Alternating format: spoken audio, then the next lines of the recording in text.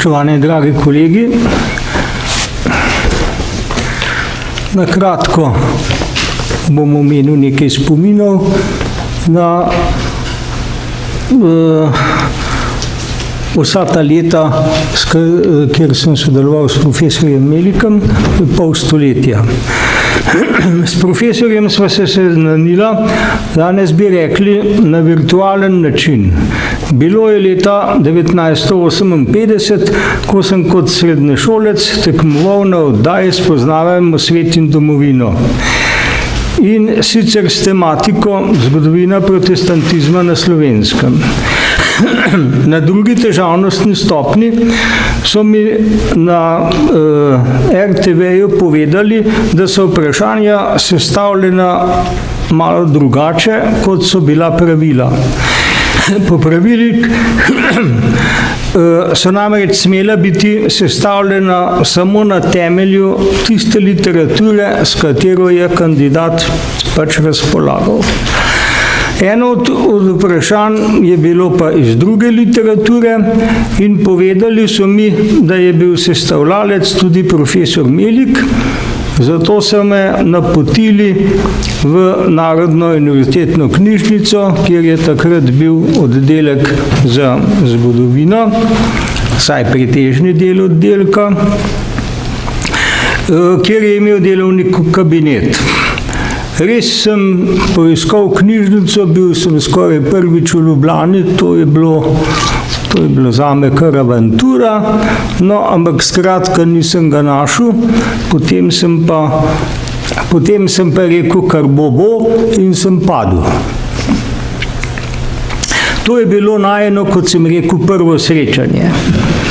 V zadnjem letniku študija zgodovine pa mi je nekega dne profesor povabil v svoj kabinet in mi pokazal debelo kuverto listkov.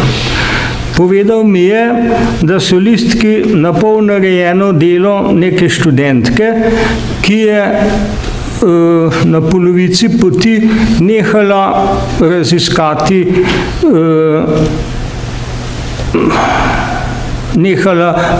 s to raziskavo. Ti listki so bili namreč seznam naročnikov Blajvajzovih novic iz leta 1845. Na podlagi tega materijala mi je predlagal, da je to dokončam in napišem razpravo. In tako je res nastala moja prva znanstvena razprava z naslovom Socialna struktura Blajvajzovih novic.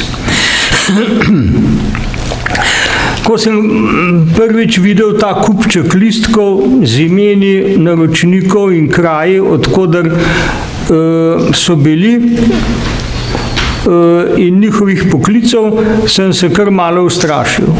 Ni mi šlo hitro od rok, ker je bilo treba preverjati tako poklice kot tudi kraje in imena, in pri tem mi je profesor zelo pomagal. Moram reči, da ta razprava brez njegove pomoči ne bi nikoli išla in profesor Melik me je stalno spodbujal in pomagal, in ko je razprava išla, že nisem bil več študent. Leta 1968 je bila na Ohridu velika konferenca ob 65-letnici Ilindenske ustaje, Ilindenskega ustanka. Ta simpozij je imel močno mednarodno udeležbo, bil je razkošno organiziran, iz Slovenije pa sva prišla samo dva udeleženca. Eden je bil profesor Melik, drugi sem bil jaz. Zame je bil to prvi nastop na mednarodnem znanstvenem simpoziju, torej z referatom, in sicer sem v arhivu Slovenije našel dosje o makedonskih delavcih pri gradnji karavanškega predora, in to je bila tudi moja razprava. Profesor Belik je bil tedaj med jugoslovanskimi zgodovinarji že kar uveljavljena osebnost, jaz pa začetnik v znanstvenem svetu, nihče mi ni poznal in pozornost je bolj vzbujala moja žena, za katero drugim udeležencem, predvsem iz Makedonije, ni šlo v glavo, kako je mogoče, da je ona v službi in da ne čuva kuču. Kot je bilo po njihovem normalno. No, oba najina referata sta bila dobro sprejeta in objavljena v slovenščini in makedonščini. Torej pravzaprav za Melikov referat pa ne vem, v makedonščini bil sigurno objavljen, ampak bral ga je v srbo-hrvaščini, medtem ko sem ga jaz bral v slovenščini. Tako da ne vem, to bi mogel preveriti. Da je bil moj prvi referat iz zgodovine jugovzhodne Evrope oziroma Balkana, se je kasneje izkazalo, da sem bil nekako predestiniran za zgodovino tega področja. Leta 1978 je bil v Sarajevu simpozij ob 140-letnici rojstva Vase Pelagića, dosti pomembnega socialdemokrata z tega področja, bil je pa bosanski Srb in je deloval več v Srbiji kot pa v Bosni. In spet sva bila referenta dva Slovenca, to se pravi profesor Belik in jaz. Ne spomnim se več dobro, simpozij ni bil nič posebnega, referati so bili objavljeni v posebnem zborniku. V spominu pa mi je ostala vožnja iz Sarajeva nazaj. Do odhoda vlaka, torej predvsem moram povedati, da je nenadoma padlo veliko snega. In do odhoda vlaka sva po kosilu imela še 5 ur časa in zdelo se nama je, da se bo teh 5 ur zavleklo, ne pa toliko, kot se potem je. Takrat je v Sarajevo začel igrati film Neretva in sva si ga ogledala, ker sva imela pač dovolj časa. Potem je bilo še vedno 2 uri do odhoda vlaka in ko sva prišla potem v vlak, je bil vagon mrzel in še potem je odšel šele čez 2 uri. Melik je bil ponavadi oblečen samo v lahek balonski plašč, medtem ko sem jaz imel bundo podloženo z ovčjim krzdom, ki so bile takrat moderne. No, na vlaku sem zelo hitro zaspal, profesor Melik pa je neprestano godil, da ga zebe, in moralo mu je biti res hudo. Vlak ni imel nobenega tegale vagona, kjer bi si lahko kaj pomogel. Imeli nismo nič, še vode ne. Vsake pol ure je pa prišel kondukter in je ščipal karte.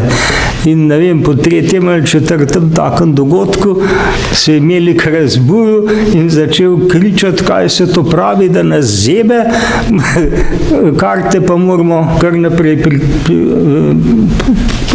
pokazati. No, po vožnji, zame je bila ta vožnja ugodna, čeprav je bila zamuda velika, prišla sva v Ljubljano šele okrog 12. naslednjega dne. Melik pa je bil ves premražen in potem ga nekaj dni nisem videl, ker sem zvedel, da je imel močan prehlad in da je moral ostati doma.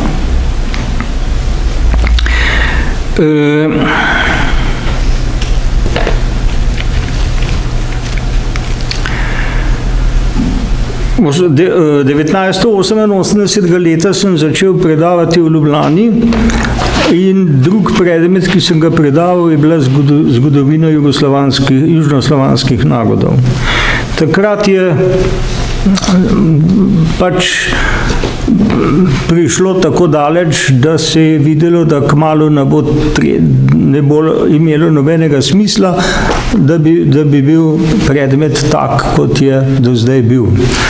Zato sem jaz predlagal in z Melikom sva se velikokrat pogovarjala in me je podprl v tem in sem nameraval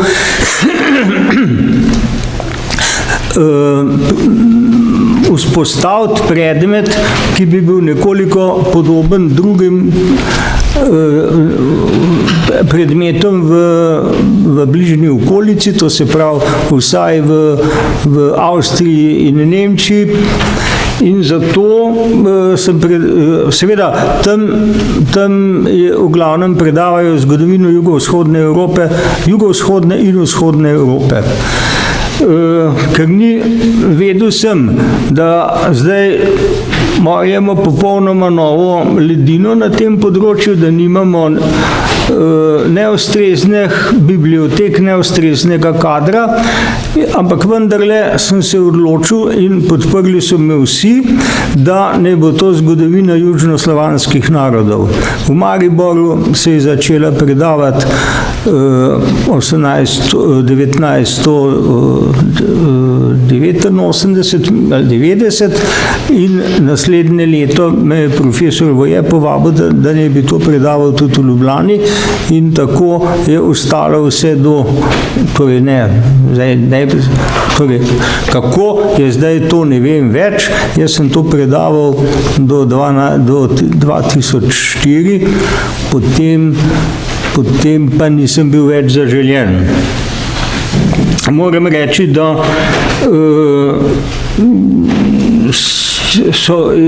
je bilo to prvi, torej tako kot sem se jaz odločil, da se predava od konca 18. stoletja do konca Prve svetovne vojne in sicer moj cilj je bil, da v nekem ciklusu predavanj obravnavam vsako državo tega področja posebej in sicer države, ki so ob koncu ali pa ob začetku Prve svetovne vojne obstajale. Zato nisem obravnaval od tistih držav, ki danes obstojajo, Hrvaške, ker je bila v sklopu Avstro-Ogrske monarhije, isto velja za Makedonijo, za Bosno in Hercegovino in Makedonijo, ki pravzaprav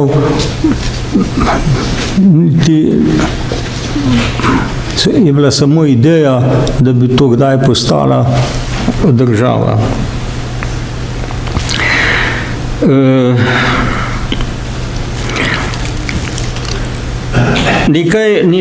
Nekaj let sva imela s profesorjem Melikom skupaj izpit, on iz zgodovine Slovencev, jaz pa iz zgodovine južnoslovanskih narodov, ki jo je on predaval.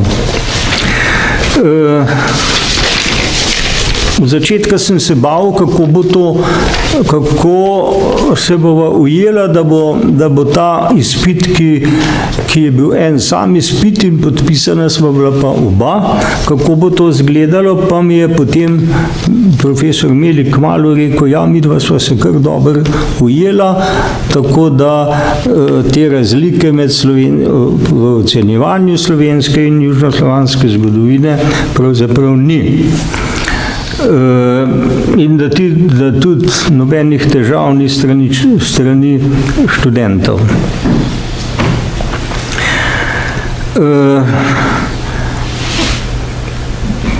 S profesorjem Melikom sva potem dolga leta sodelovala in se skupaj udeleževala domačih in tujih konferenc in simpozijev. Poleg tega sva bila velikokrat skupaj kar nekaj let na strokovnih ekskurzijah, ki jih je organiziral profesor Mitja Skubic, predvsem za člane Filozofske fakultete, in na teh izletih smo, kot veste, prekrižarili vse romanske države, Italijo, Španijo, Portugalsko. Profesor Melik pa je bil v mojih študentskih letih vodja ekskurzij. Šli smo v Srbijo, Bosno in Hercegovino in tudi v Grčijo. V teh 40 letih skupnega delovanja sem ga seveda dobro spoznal in videl, da je res izvrsten poznavalec slovenske politične zgodovine in skoraj ni bilo nobenega problema, s katerim se on ne bi ukvarjal. In napisal je seveda tudi kar nekaj razprav iz drugih področij slovenske zgodovine, to smo danes že slišali. Omenim naj, da je bil profesor Melik tudi izvrsten poznavalec svetovne književnosti, vse skozi je skušal biti, kolikor je bilo mogoče, na tekočem z literaturo, kolikor je bilo prevedeno v slovenščino, in med mlajšimi kolegi tega zanimanja žal ne opažam več. Profesor Melik je bil tudi zbiralec najrazličnejših stvari, na primer škatlic vžigalic, vinskih nalepk, servietk in morda še česa. Te zbirke smo vsi, ki smo zahajali z njim v družbo, smo tudi mi zbirali in mu dajali in mu to njegove zbirke dopolnjevali. Opozoriti sem želel samo na nekatere srečanja z njim, predvsem tista, kjer sva nastopala samo midva sama, ker druge so morda že ocenili ali pa jih še bodo oziroma omenili drugi kolegi. Hvala lepa.